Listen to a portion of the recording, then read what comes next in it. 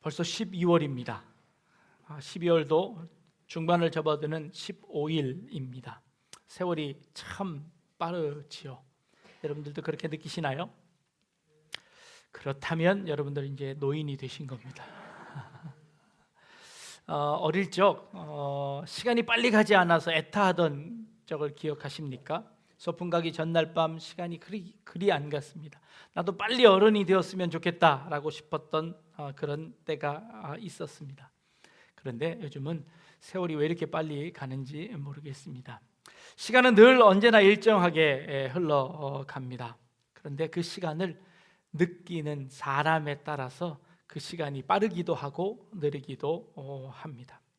데이비드 이글먼이라는 박사가 실험을 하나 했습니다. 50m 위에서 사람이 그냥 자유낙하를 하는 겁니다. 그냥 떨어지는 겁니다. 그럼 몇 초쯤 걸리겠습니까? 시간을 재보니 약 2.1초 정도 걸린답니다. 50m에서 떨어지면. 그런데 그 떨어지는 모든 사람들에게 당신은 몇 초 정도 걸렸을 것이다 하고 물어보니까 모두 다 3초 이상이라고 대답을 했습니다. 실제로 떨어지는 시간은 2초인데 느끼는 시간은 3초 이상이었습니다.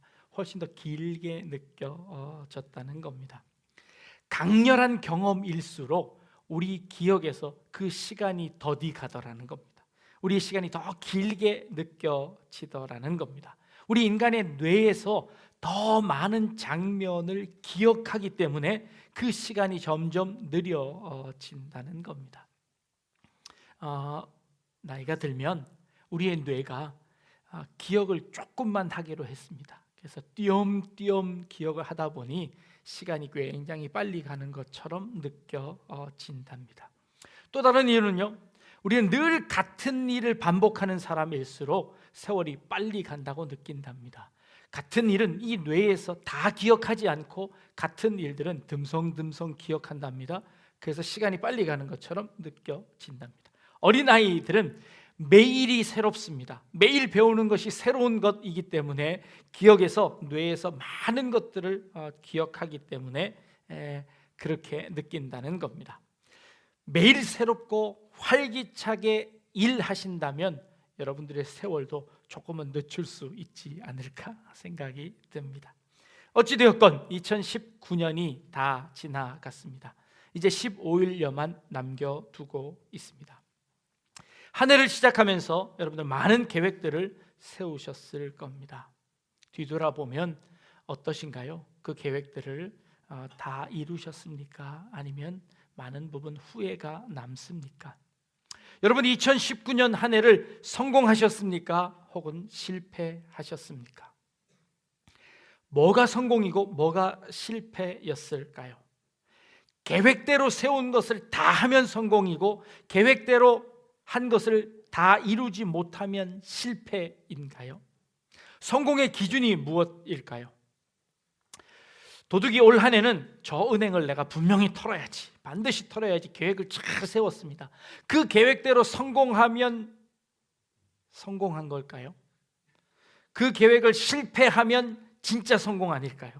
은행 터는 걸 실패해야 그의 인생이 성공하는 시간을 벌 수 있지 않을까요? 계획대로 사는 것, 그것도 쉽지 않지만 그러나 그 계획이 올바른지도 사실은 잘 모르겠습니다. 청년들에게 물어보았습니다. 제일 좋은 직업이 무엇입니까? 몇 년째 1위는 단연 공무원입니다. 공무원이 제일 좋은 직업이라고 생각합니다. 2위, 3위가 요즘 최근 들어서 바뀌었습니다.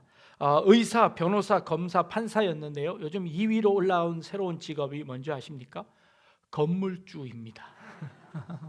다른 거 다 필요 없다. 나는 건물만 하나 있으면 나는 그것 가지고 잘 살겠다라는 게 청년들의 꿈이 되어버렸습니다. 그들의 희망입니다. 그 희망이 그들에게 이루어지면 성공할 건가요?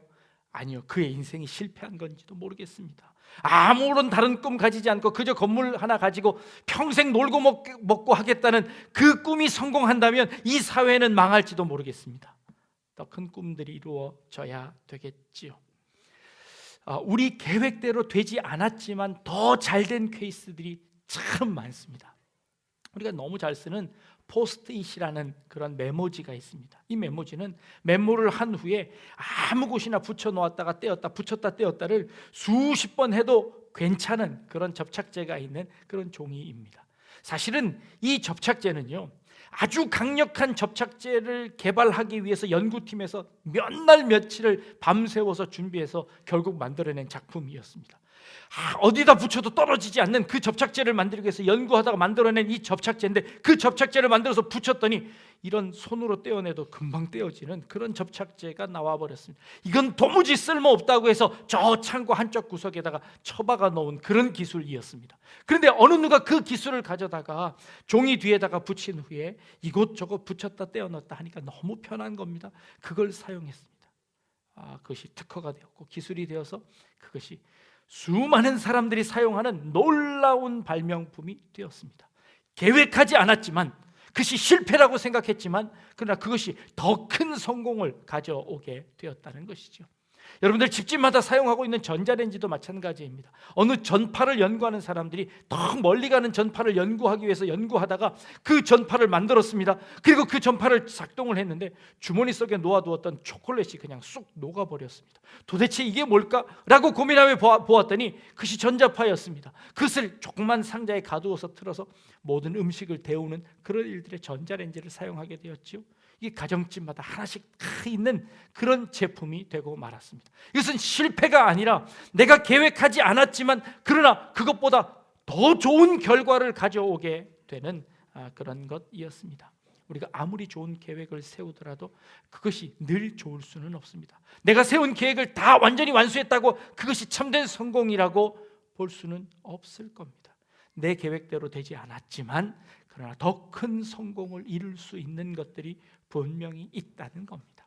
그래서 계획을 내가 다 실행하지 못했다고 해서 내가 실패한 인생이 아닐 수 있다는 것을 생각할 수 있기를 바랍니다.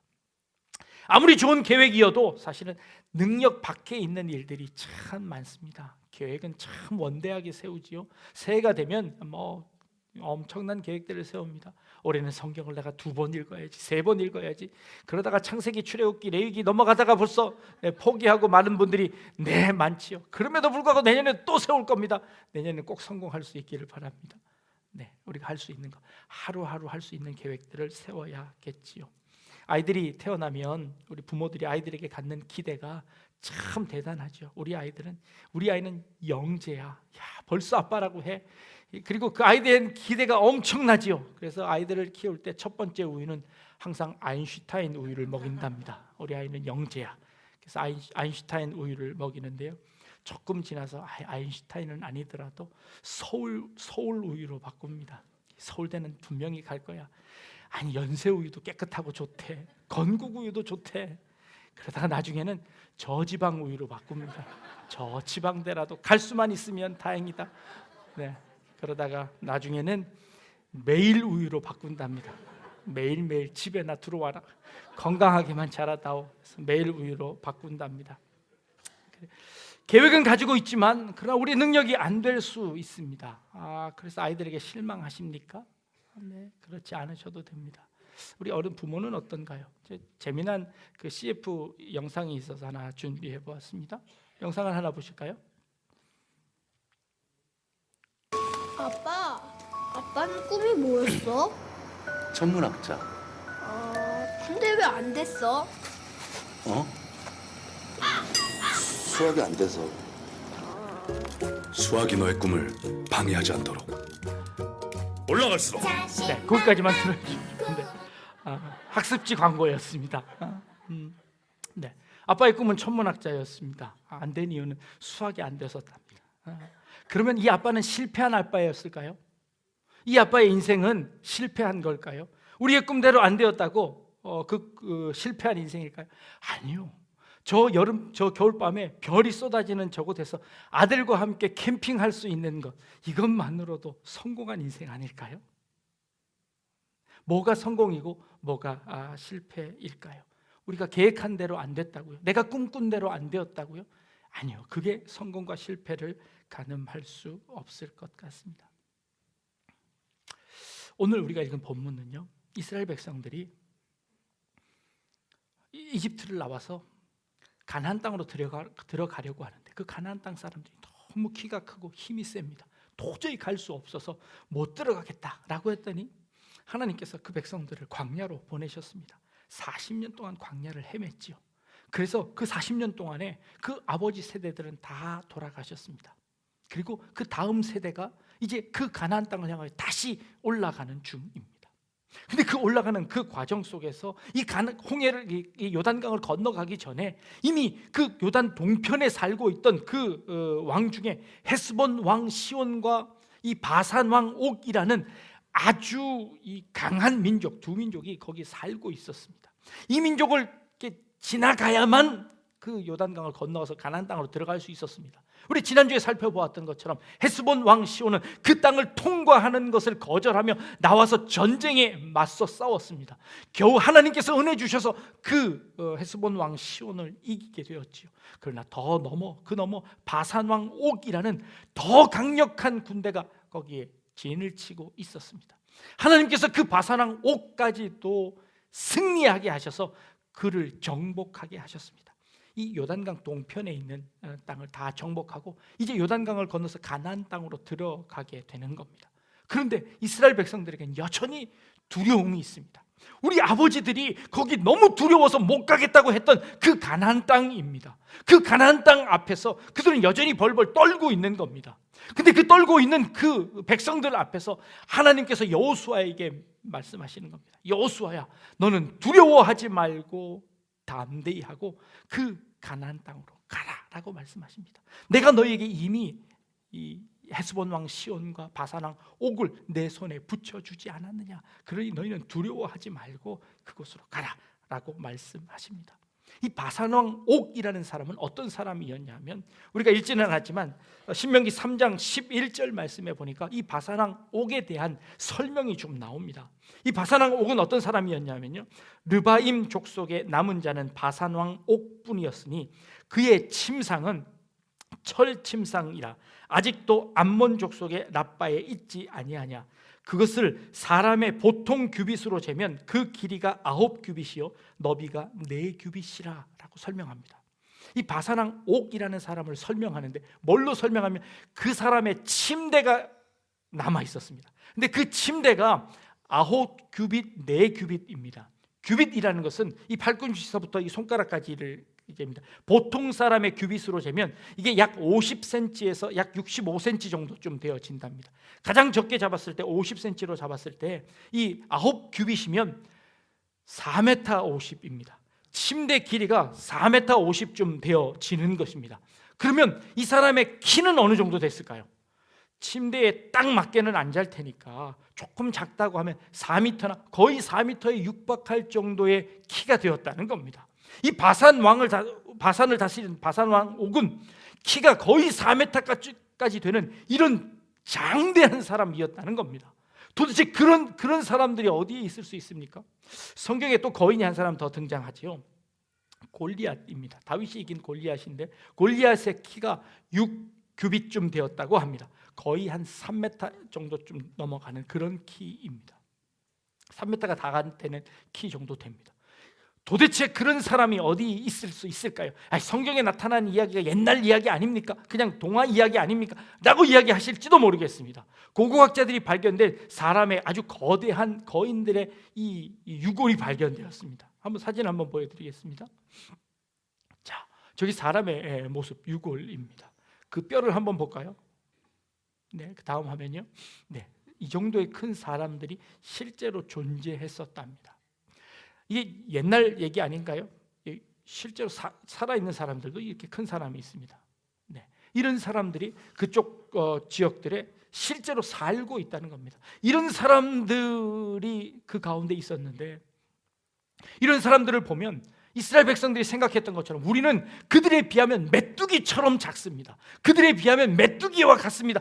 라고 하는 말을 저절로 할 정도로 그 사람들은 아주 거대한 사람들이었습니다.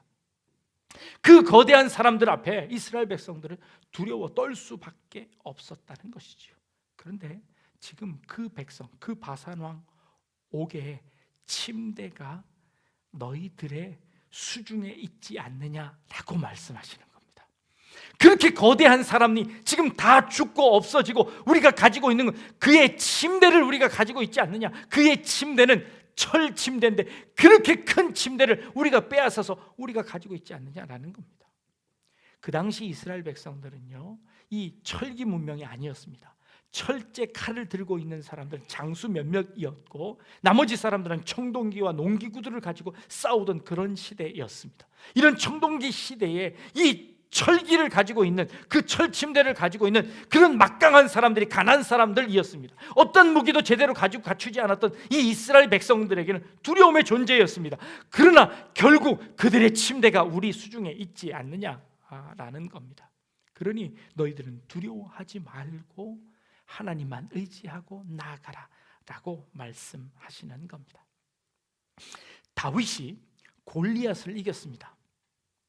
그리고 사울 왕의 사위가 되었습니다. 그리고 그 군대를 다스리는 군대 장관이 되었습니다. 그러나 사울이 이 다윗을 미워해서 이 다윗이 사울의 눈밖에 나서 쫓겨다니게 되었지요. 어느 한날 사울이 갑자기 다윗을 죽이려고 하는 차에 이 다윗은 아무런 준비도 하지 않은 상태에서 쫓겨나고 말았습니다. 그래서 목숨을 구하기 위해서 이리저리 숨어 다녔는데 이 다윗이 숨다 도망갈 곳이 없어서 한 곳을 결정했습니다. 그 결정한 곳은 놉이라는 땅이었습니다. 놉이라는 땅은 어떤 땅이었냐면 예전에 블레셋이 쳐들어왔을 때 실로에 하나님의 성전이 있었는데 그 성막이 있었는데 그 성막이 다 불타고 없어져 버렸습니다. 제사장들이 겨우겨우 에봇 그것 가지고 나와서 다른 곳으로 옮겨간 곳이 있었는데 그것이 놉 땅이었답니다. 이 놉 땅은 제사장의 마을이 되어버렸습니다. 그곳에서 하나님께 예배하고 성물을 드렸던 그런 성막들이 그곳에 있었던 것 같습니다. 이 다윗이 도망 다니다가 어디로 갔냐면 그 놉이라는 곳으로 갔습니다. 그리고 제사장들에게 먹을 것을 좀 달라고 했습니다. 3일 동안 굶었는데 제발 나와 내 부하들에게 먹을 것을 좀 주십시오. 그러자 그곳 놉 땅에 있었던 제사장이었던 아히멜렉이 너에게 줄 먹을 것이 지금 다 떨어져서 하나도 없다. 그러나 너희가 만약 깨끗하다면 내가 하나님께 드리던 하나님께 제사상으로 올려놓던 그 음식이 조금 남아있으니 내가 그것을 줄 수 있겠다라고 이야기합니다. 다윗이 우리가 3일 동안이나 쫓겨다녔기 때문에 우리는 부정한 것을 만지지 않았습니다. 그러니 나와 내 부하는 아주 깨끗합니다. 정결합니다. 그러니 그 음식을 주십시오. 하나님께 제물로 올렸던 그 음식을 다윗과 그의 부하들이 먹습니다. 그래서 원기를 회복합니다. 그리고는 이제 그 원기를 회복하고 혹시 우리가 싸울 만한 무기 될 만한 것이 여기 있습니까? 라고 묻습니다. 제사장들만 사는 그 마을에 도대체 어떤 무기가 있겠습니까? 우리에게는 무기가 하나도 없다. 그런데 한 가지 무기가 있다. 뭐냐? 에봇 뒤에 보자기에 감추어둔 한 물건이 있는데 이 물건은 너에게 주마. 그 물건이 도대체 무엇입니까? 풀어봤더니 네가 골리앗을 죽였을 때 빼앗은 골리앗의 칼이 내게 있다 라고 그 칼을 주는 겁니다. 아니 대제사장들이 이 골리앗의 칼을 왜 가지고 있었을까요? 아니 장수도 아니고 제사장들이 이 골리앗의 칼을 왜 가지고 있었을까요? 아마 어쩌면 이 하나님께 제사드릴 때 쓰는 그 에봇 그 성물과 함께 이것을 갖다 둔 것은 보면 마치 이것은 블레셋과의 전투에서 이스라엘 백성들이 이겨서 그 블레셋으로부터 전리품으로 가져온 상징적인 물건이었는지 모르겠습니다. 골리앗이라는 거대한 장군 앞에서 이스라엘 백성들이 벌벌 떨어서 늘 그의 수중에 있던 이스라엘이 다윗을 통해서 그 골리앗을 죽이고 그에게 칼을 빼앗아서 그 칼을 상징적으로 그곳에 둔 것이지요. 하나님이 우리와 함께 하셔서 그 골리앗이 섬기고 있는 그 신을 우리가 이겼기에 그가 가지고 있던 칼을 우리의 수중에 둬서 하나님께 예배하는 그 전 안에 그 골리앗의 칼을 두고 있었던 것이죠. 근데 그 칼을 지금 원래 주인에게 돌려주는 겁니다. 네가 빼앗았으니 네가 이 칼을 가져가라라는 것이죠. 이 다윗은 그 골리앗의 칼을 수중에 넣습니다. 어떤 칼보다도 의미 있는 칼이고 어떤 칼보다도 강한 그 칼을 이 다윗이 수중에 넣는 겁니다. 자, 생각해 보십시오. 다윗은 지금 사울에게서 쫓겨다녔습니다. 그 쫓겨다니는 가운데 하나님의 성전 안에 들어갔습니다. 거기다가 제사장이 주는 하나님의 성물 거룩한 떡을 먹었습니다. 그리고 자기가 정복했던 그 골리앗의 칼을 수중에 넣었습니다. 이 정도쯤이면 이 다윗은 의기충천해서 뭐든지 할 수 있는 그런 용기를 얻었을 겁니다. 근데 다윗이 이렇게 칼을 받은 바로 그 다음 절에, 사무엘상 21장 그 다음 절에 뭐라고 기록되어 있냐면, 다윗이 사울을 두려워하여 아기스에게로 내려갔더라 라고 기록합니다. 하나님이 그렇게 증거를 보여주셨는데, 하나님께서 그렇게 함께 하시는 그 증거들을 눈으로 목도했는데, 이 다윗이 그 모든 것들을 다 팽개치고 어디로 도망가요? 이스라엘의 적인 아기스에게로 가서 그에게 앞에 머리를 숙입니다. 그러자 아기스의 신하들이 뭐라고 하는 줄 아십니까? 아니, 이제는 다윗이 아닙니까? 이스라엘 백성들이 사울은 천천히요 다윗은 만만히요 라고 찬양하던 바로 그 다윗 아닙니까? 이 다윗을 우리 안에 들이면 이 다윗으로 말미암아 우리가 망할 수도 있겠습니다. 어서 다윗을 죽이십시오 라고 이야기합니다. 이 적장의 입에서, 이 적군의 입에서 자기를 찬양하는 그 찬양 소리를 듣습니다. 그러나 지금 다윗은 두려워서 그에게 무릎을 꿇고 있습니다. 이 상황 속에서 다윗이 정신이 번쩍 들었습니다. 그리고는 그 아기스 왕 앞에서 대문에다가 침을 질질 흘리며 다리를 뻑뻑 긁으면서 미친 척을 합니다. 머리를 흔들고 그 아기스 왕 앞에서 침을 흘리면서 무릎을 꿇고 미친 척을 합니다. 그러자 아기스 왕이 신하들에게 합니다. 우리나라에도 미친 사람이 적어서 저놈까지 나에게 데리고 왔느냐, 저놈을 내쳐라 하고 이 다윗을 거기서 내쫓아 버립니다. 하나님의 능력이 임하고 하나님께서 그렇게 함께 하셨음에도 불구하고 그 다윗은 그 하나님을 믿지 않고 사울을 두려워하여서 도망갔다가 결국엔 미친 척하게 되는 이 지경까지 떨어지고 말았다는 겁니다. 아기스 왕에게 쫓겨난 다윗이 어디로 갔을까요? 다시 이스라엘로 올라갑니다. 그리고는 굴 속에 들어가서 숨습니다. 아둘람이라는 굴 속에 들어가서 숨는데요, 이 아둘람 굴 속으로 한 사람 한 사람씩 찾아오기 시작합니다. 아둘람 굴 속으로 찾아온 사람들이 있는데요, 그 사람들은 성경에 이렇게 기록합니다. 환난을 당한 자, 빚진 자, 마음에 원통한 자들이 다윗을 찾기 시작하더라는 겁니다. 환난을 당해서 더 이상 집에 살 수 없어서 집에서 쫓겨났던 사람들, 빚을 얼마나 많이 졌는지 그 빚을 도대체 갚을 수 없어서 도망쳐 나온 사람들, 그리고 억울하고 원통한 사람들이 그 다윗에게 한 사람씩 두 사람씩 오더라는 겁니다. 다윗이 그 사람들을 상담했겠지요. 다윗이 그 사람들을 만났을 겁니다. 그 사람들의 사정을 들었을 겁니다. 다윗도 원통했습니다. 내가 사울을 위해서 얼마나 열심히 충성을 했는데 그가 어떻게 나를 죽이려고 합니까? 내가 그의 사위인데 어찌 그는 나를 죽이려고 합니까? 원통했을 겁니다. 그리고 모든 걸 다 잃어버렸다고 생각했을 겁니다. 그런데 그 아둘람 굴 속에서 나보다 더 원통한 사람들을 만납니다. 나보다 사정이 더 딱한 사람들을 만납니다. 더 어렵고 힘든 사람들을 그 아둘람 굴 속에서 만납니다. 그리고 그 굴 속에서 그 사람들을 돌보기 시작했습니다. 그들의 우두머리가 되었습니다. 그들을 먹여야 했고 그들을 보호해야 했고 그들과 함께 살아야 하는 다윗이 되어버렸습니다. 그런데요, 그들이 이 다윗이 재기할 수 있는, 다윗이 다시 일어날 수 있는 원동력이 되었습니다. 실패한 줄 알았습니다. 이제 인생이 다 끝난 줄 알았습니다. 더 이상 희망이 없는 줄 알았습니다. 내가 세운 모든 계획들이 다 허물어졌습니다.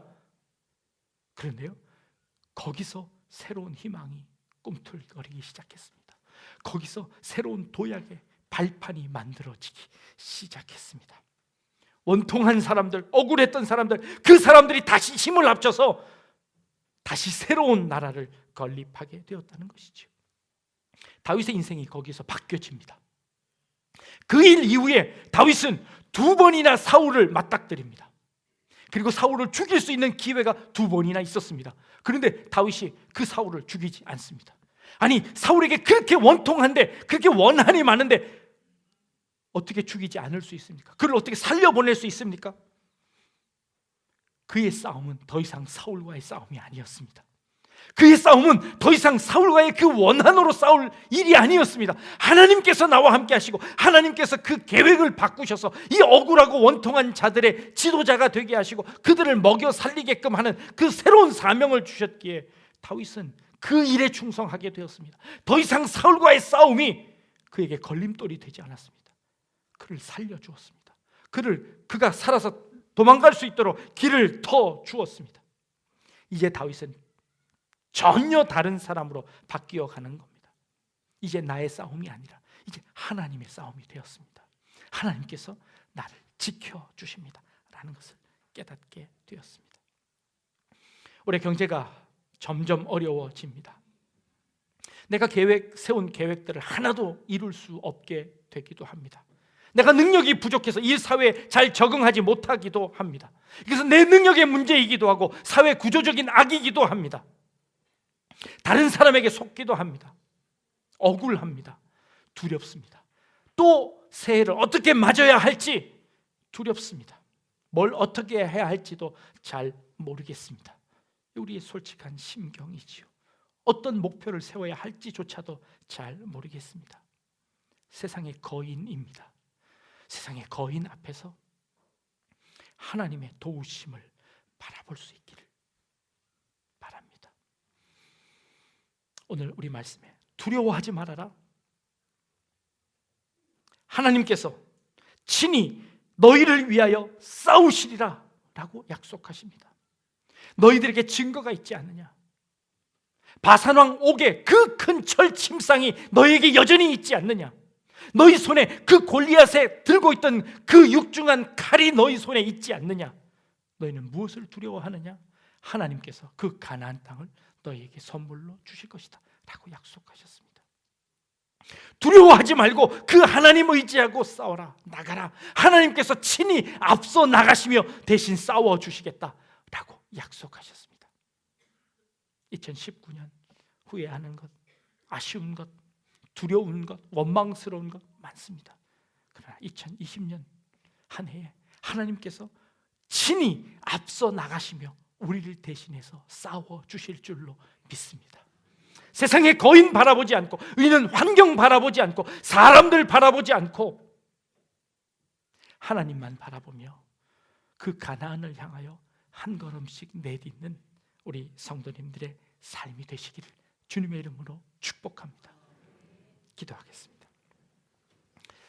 지금까지 함께 하신 하나님을 찬양합니다. 우리에게 하나님께서 주신 여러 증거들이 있음을 고백합니다. 나의 지나온 삶 가운데 하나님께서 지금 여기까지 인도하신 하나님이심을 저희들이 믿습니다. 하나님 믿고 이 세상을 승리하는 우리의 삶 되게 하여 주옵소서. 내가 친히 너희 앞서 나가 싸우시겠다고 말씀하시는 하나님 믿고 하나님 따라 나가는 우리의 삶이 되게 하여 주옵소서. 감사드리며 예수님의 이름으로 기도합니다. 아멘.